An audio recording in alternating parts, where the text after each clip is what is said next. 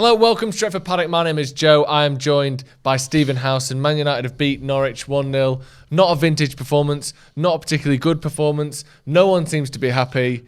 What do you think of that? Yeah, well summed. Yeah. No one's really happy with that, are they? A lot of people really pissed off with Bruno. Yeah. A lot of people pissed off with Bruno. Do you agree with that? Why do you think why are people pissed off, first of all, and do you They're agree? pissed off because they don't understand football, Joe. Right. And that might be what's making them pissed off. And then they're pissed off at Bruno because they probably saw one person put one stat out without any context to it and then lose their minds. This is that stat that he gave the ball away 27 times. Yeah, Cancelo gave it away 33 times, I believe, for City today. Yeah. It's fantastic. Your most creative players are the ones that give the ball away the most. Yeah. Messi, Kevin De Bruyne are the players that statistically give the ball away the most. And it ain't great, but you accept it when they're productive. And was it 43 goals, 34 assists, something in that sort of ballpark? It sounds about right. Yeah, for Bruno Fernandes, you kind of put up with it. Yeah. The difference is, last couple of months, would you say? Yeah. Not really been at the races, Bruno Fernandes. No. So it's just one of those, isn't it? You kind of put up with it, and then after a bit when he's not doing it, you're like, I don't fucking like him. Yeah. He covers up with it by being productive and scoring, but that's how he plays. Yeah. Your most creative players are the most frustrating ones because they do you allow losing the ball in the final third. It's different if your goalkeeper gives possession away the most, if your centre half gives possession away. You got serious problems in your team if you're doing that. But to create a chance, you have to take risk, and to take risk, you're gonna risk losing the ball away. Otherwise, you have Lou Van Gaal football. Remember that? You don't want that. You don't want that. No. Looking at the sort of structure of the system and the team, and Ralf Rangnick sort of said the Crystal Palace game first 30 minutes was pretty much what he wants to see. There was no sort of first 30 minutes against Palace about today's performance. It was all second half against Palace. Does that concern you at all? Where do you see the sort of the building of this team? Because I know it's not going to be overnight, but did you expect that we might see a slightly more linear trajectory, or do you think it's going to be good shit, but hopefully going up overall? Styles make fights, innit? You know the drill, right? Yeah. So when you come up against an opponent that's going to go for you, that wants to play football, Brentford might be a great test for that because they're going to try and play football. They're also going to be quite direct, couple of forwards. They're going to be a team that you can probably look to press. When a team's in a low block and just slinging it long with zero sort of accuracy and effort, they don't care that you're going to force them to go long. Yeah. They was doing that anyway. You can't really press a team that doesn't care if you press them or not. So you talk about Brentford then. Obviously, moving forward, you want to see more of that successful pressing. Rangnick talked a lot about physicality. Do you think there's that United didn't match their physicality, basically? Do you think that's too easy a weakness in the system, or do you think it's just something that United maybe thought, well, we've got a system now, we don't have to be hard? No, why do teams low block? I think it's a totally different thing. Why do teams low block? Because it fucking works, Joe. Yeah. It really does work. It's hard to play against. Yeah, it's horrible to play against. We saw it ourselves during the watch-along. United have broke. We've been really direct. And then we arrive in their final third in front of 7 of their players. And you go, how the fuck? Because they didn't go forward. They're giving you zero opportunities. Now, they actually created way more chances than their system should have allowed, but it was at set pieces. Yeah. They created fucking zilch from open play, which is what Dean Smith's gone in there to try and do, to try and make them more resilient, to try and take advantage of the set pieces. That's a small team's right. It's to be a pain in the arse at set pieces. You can't have it all your own way. The Premier League is built on that, essentially. Now, all right, you're going to look at the likes of City and Liverpool. They turn up at Norwich. They fucking bitch slap them 5-0. This United team's got flaws in it. Are we pretending that our new manager means that the midfield can suddenly fucking play like Pirlo and Gattuso are back in the scene? Yeah. That's not the case.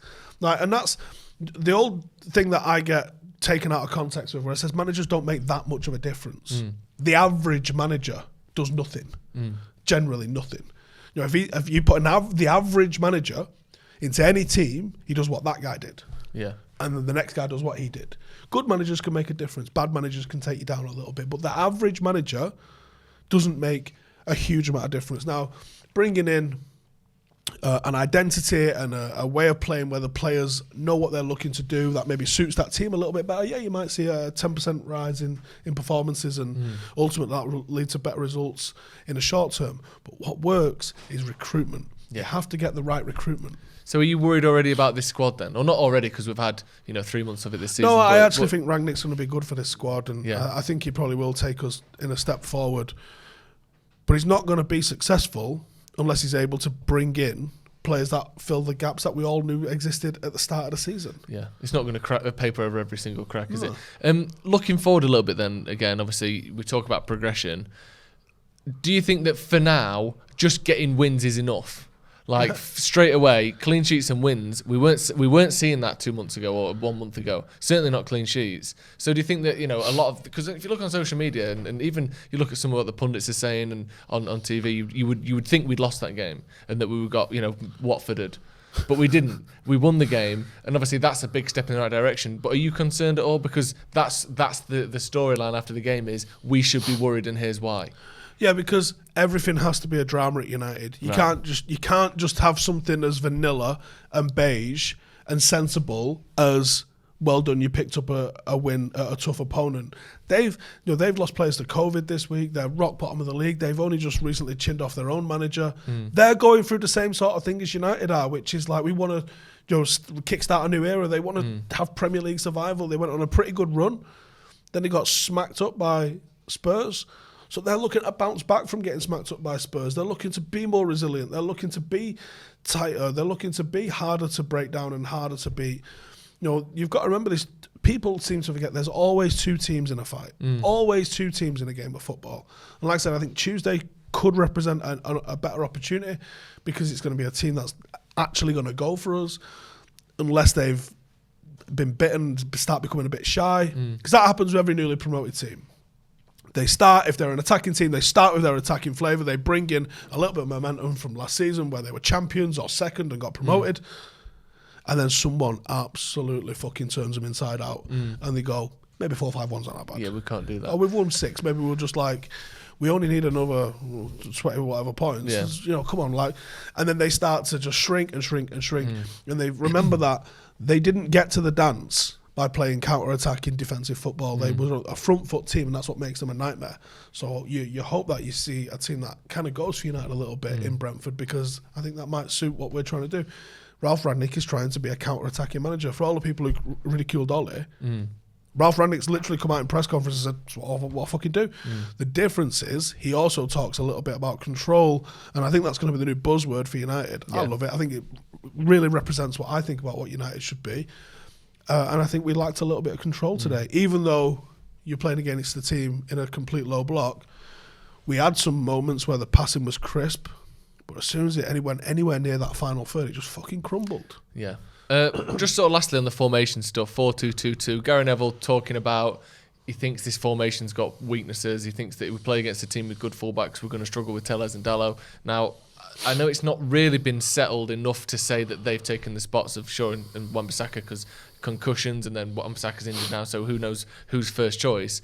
Do you think, is it a bit early to say the 4-2-2's got this obvious weakness and here it is? Because you look over the last however many decades of football you want to watch, but in the modern era, we've seen 4-2-3-1 work, we've seen 4-4-2, we've seen 4-5-1, we've seen 3-5-2, we've seen 4-3-3, you can win basically with any system. It's just getting it right with the right players. So are we saying 4-2-2-2 is going to be too weak defensively? Is that a bit of a sort of quick step after 2 games of it? Well, it is when you kept 2 clean sheets in those 2 games as well. Yeah. I think that's a little bit unfair.